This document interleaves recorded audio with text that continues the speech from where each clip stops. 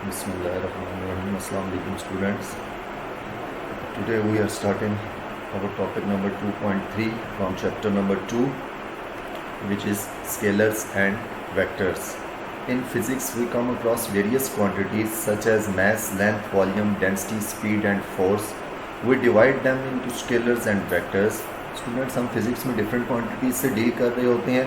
इनमें से हम डिवाइड कर लेते हैं दो ग्रुप्स में, एक स्केलर्स दूसरा vectors. Scalars a physical quantity which can be completely describe by its magnitude is called a scalar quantity.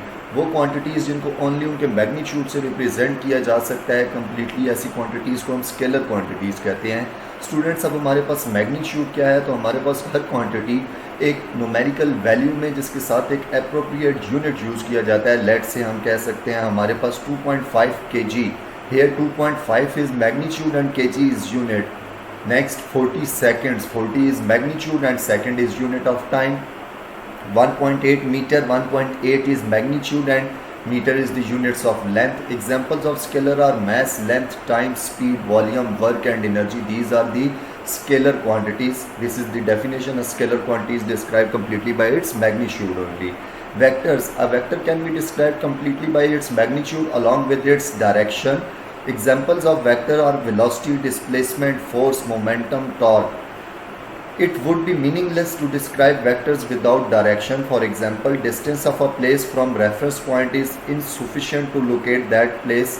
The direction of that place from reference point is also necessary to locate it. Students, हमारे पास vector quantities को describe करने के लिए हमें magnitude के साथ साथ direction का भी पता होना लाजमी है, क्योंकि जैसे कि हमारे पास कोई भी रेफरेंस, कोई डिस्टेंस हम ले रहे होते हैं दो पॉइंट्स के दरमियान, तो उसके दरमियान हमें रेफरेंस पॉइंट से उस दूसरे पॉइंट की तरफ की डायरेक्शन का पता होना चाहिए.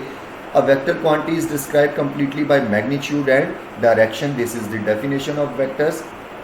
अब स्टूडेंट्स इन दो फिगर्स में आप देख सकते हैं कि जो सी 2.13a फिगर है, इसमें एक टेबल है जिसमें दो फोर्सेस एक्ट कर रही हैं F1 और F2, लेकिन इन दोनों फोर्सेस की डायरेक्शन सेम है. फिगर बी में आपके पास अगेन दो फोर्सेस एक्ट कर रही हैं F1 और F2, लेकिन इन दोनों फोर्सेस की डायरेक्शन एक दूसरे के बिल्कुल अपोजिट है. इन केसेस में क्या हमारे पास वर्क होता है उसको हम डिस्कस कर लेते हैं. Consider a table as shown in figure. Two forces F1 F2 acting on it. Does it make any difference if the two forces act in opposite directions such as indicate in figure B? Certainly the two situations differ from each other. They differ due to the direction of the forces acting on it. The table. Students, यहाँ पे आप देख सकते हैं कि यहाँ पे दोनों फोर्सेस की डायरेक्शन सेम है, जबकि यहाँ पे हमें दोनों फोर्सेस की डायरेक्शन ऑपोजिट है. तो हम किसी भी बॉडी पे एक्ट करने वाली फोर्स की डायरेक्शन का भी हमें पता होना लाजमी है, तभी हम उसकी प्रॉपर इंफॉर्मेशन बता सकते हैं. दस the description of a force would be incomplete if direction is not given. Means कि हम किसी भी फोर्स को कम्प्लीटली डिफाइन नहीं कर सकते अगर उसकी हमें डायरेक्शन नहीं पता हो. Similarly when we say we are walking at the rate of 3 km/h towards north, then we are talking about a vector quantity. 3 km/h is its magnitude towards north. North is the direction. To differentiate a vector from a scalar quantity, we generally use bold letter to represent vector quantities. Students, in vector quantities को represent करने के लिए हम generally इनको bold letters में represent करते हैं, जैसा कि आपको यहाँ पे नज़र आ रहा है. This is force, this is acceleration and this is displacement. इनको हमने बोल्ड लेटर्स में यूज़ कर लिया, तो ये भी किसी वेक्टर क्वांटिटी को रिप्रेजेंट कर रहे हैं. और अ बार और arrow over their symbol such as. या हम स्टूडेंट्स दूसरा हमारे पास वे ये है कि हम इनके ऊपर कोई बार या एरो हेड से वेक्टर्स को शो कर सकते हैं, जैसा कि ये आपको बार दिखाया गया, जबकि यहाँ पे आपको एरो हेड से. ये सब वेज बिल्कुल ठीक है अगर इनमें से किसी भी तरीके से आप वेक्टर्स को शो आउट कर सकते हैं. लेकिन ये तो था सिंबॉलिकल रिप्रेजेंटेशन ऑफ वेक्टर्स के. सिंबल से हम कैसे रिप्रेजेंट कर सकते हैं. अब अगर हमें वेक्टर्स को ग्राफिकली रिप्रेजेंट करना पड़े तो ग्राफिकली ये vector can be represented by a line segment with an arrow head. ये आप देख सकते हैं आपके पास एक लाइन सेगमेंट है ए बी.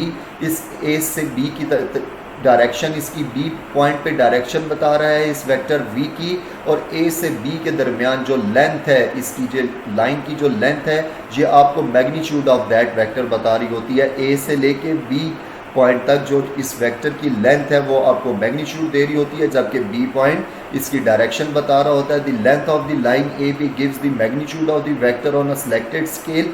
ए बी की लेंथ आपको मैग्नीट्यूड का बता रही होती है, while the direction of the line from A to B gives the direction of the vector. जबकि ए से बी की तरफ जो डायरेक्शन है वो उस वेक्टर v की डायरेक्शन को रिप्रेजेंट किया जा रहा है। Students, next our topic is terms associated with motion. When dealing with motion, we come across various terms such as position of an object, the distance covered by it, its speed, and so on. Let us explain some of them. The terms used. Position. The term position describes the location of a place or point with respect to some reference point called origin. Students, हम position किसी भी चीज़ की locate कर सकते हैं जब हम कोई origin select कर लेते हैं। हमारे पास कोई reference point होता है तो हम दूसरे point तक की एक डायरेक्शन शो करते हैं जिसको हम पोजीशन कह सकते हैं। फॉर एग्जांपल, जैसा कि आप देख सकते हैं, you want to describe the position of your school from your home. आप अपने स्कूल से अपने होम की पोजीशन को डिस्क्राइब करना चाहते हैं। Let the school be represented by S and home by H. The position of your school from your home will be represented by a straight line H S in the direction from H two S. Students, हमने एक straight line से इसको represent कर दिया आपके घर से आपके स्कूल तक के डिस्टेंस को, जबकि ये डायरेक्शन एरो हेड जो सा है हमें डायरेक्शन बता रहा है कि हम किस डायरेक्शन में मूव कर रहे हैं। Second is displacement and distance. Figure 2.17 shows a curved path. Let s be the length of the curved path between 2 points A and B. यहाँ पे आपको स्टूडेंट्स इस फिगर में एक कर्व्ड पाथ दिखाया गया है। ये जो सी डॉटेड लाइन है from point A to point B, ये डॉटेड लाइन रिप्रेजेंट कर रही है इन दो लेंथ A और B के दरमियान की लेंथ को। Let s be the length of the curved path between 2 points A and B on it. Then s is the distance between points A and B. Length of a path between 2 points is called the distance between 2 points. हमारे पास दो points के दरमियान की जो length होती है वो उनके दरमियान का डिस्टेंस कहलाता है। डिस्टेंस एक स्केलर क्वांटिटी है। Consider a body that moves from point A to point B along the curved path joined points A and B by a straight line. Students, अब हम ऐसा करते हैं कि इन दोनों पॉइंट्स को A और B को, ये रेड लाइन आपको नज़र आ रही होगी, इस रेड लाइन से हम पॉइंट्स A और B को ज्वाइन करते हैं तो ये हमारे पास शॉर्टेस्ट डिस्टेंस बनता है पॉइंट्स A से B की तरफ।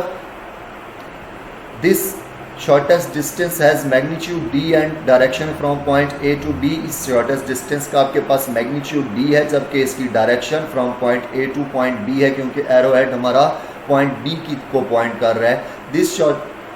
This shortest distance D in a particular direction is called displacement. अब ये आपके पास शॉर्टेस्ट डिस्टेंस है जो कि किसी खास डायरेक्शन को शो कर रहा है, दैट्स वाई इसको डिस्प्लेसमेंट कहा जाता है। और जो चीज़ डायरेक्शन को रिप्रेजेंट कर रही होती है वो हमारे पास वेक्टर होती है। It is a vector quantity and it is represented by D. This is the definition. Displacement is the shortest distance between 2 points which has magnitude and direction. Students, अगर हमें इन दोनों के दरमियान डिफरेंस करना पड़े तो सबसे पहले तो हम इनकी डेफिनेशंस बताएंगे कि डिस्टेंस की ये डेफिनेशन है, डिस्प्लेसमेंट की ये डेफिनेशन होती है। देन हम बताएंगे कि डिस्टेंस को हम रिप्रेजेंट करते हैं S से, जबकि डिस्प्लेसमेंट को रिप्रेजेंट किया जाता है D से।